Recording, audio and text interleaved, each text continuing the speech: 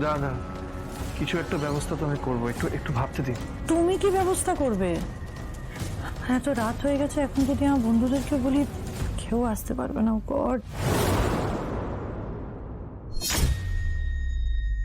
বলছিলাম মা, আমি যদি আজ রাতে এখানে থেকে যাই তাতে কি আপনার কোনো আপত্তি আছে? তুমি এখানে থাকবে? না না রাজ, সেটা হতে পারে না। রাজ, তুমি বিবাহিত, তোমার বাড়িতে ওয়াইফ আছে, আর সেই যদি জানতে পারে তুমি সারা রাত এখানে কাটিয়েছো, তাহলে সেটা নিয়ে খুব বড় একটা অশান্তি হবে।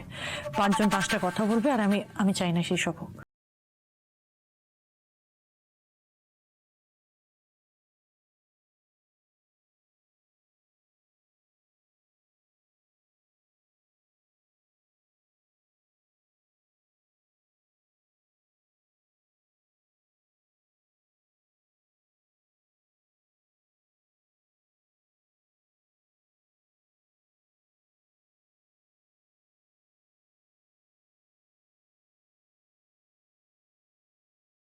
চেষ্টা করো, যতই হোক শ্রী তোমার ওয়াইফ ছিল, এখন আর নেই। আমাদের দুজনের রাস্তা এখন আলাদা হয়ে গেছে। আচ্ছা, বলছিলাম তোমাদের ডিভোর্সটা লিগালি যখন ফাইনাল হয়ে যাবে তখন তুমি কি করবে? মানে তুমি কি করতে চাও?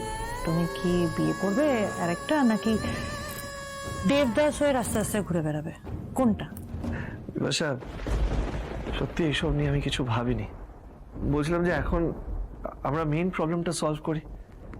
আগে মাকে ফোন করে জানিয়ে দিই যে আমি আজ রাতে এখানে থাকছি। আচ্ছা রাজ, তুমি শিওর তো যে তোমার এখানে থাকলে কোনো প্রবলেম হবে না? আমি সিদ্ধান্ত নিয়ে নিয়েছি, আর ভাবার কোনো দরকার নেই।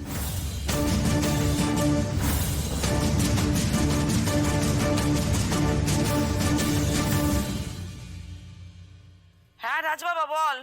মা, আমার মনে হচ্ছে আজ আমার ফেরা হবে না। ও কেন ফেরা হবে না কেন? হ্যাঁ কি হয়েছে তোর? তোর কিছু হয়নি তো বাবা? না মা, আমার কিছু হয়নি, কিন্তু তাহলে কেন, কি হয়েছে? তুই বাড়ি ফিরবি না কেন? দেখো না মা, কোথাও কিছু নেই, কিন্তু হুট করে বিপাশা পায়ে চোট পেয়েছেন, প্রচন্ড লেগেছে ওনার। ও মা, বিপাশা ম্যাডামের আবার কি হলো? হ্যাঁ চোট লাগলো কি করে? ডাক্তার দেখানো হয়েছে? মা, তোমাকে বাড়ি ফিরে আমি সবকিছু বলবো। আপাতত ডক্টর বলেছেন ওনাকে রেস্ট নিতে।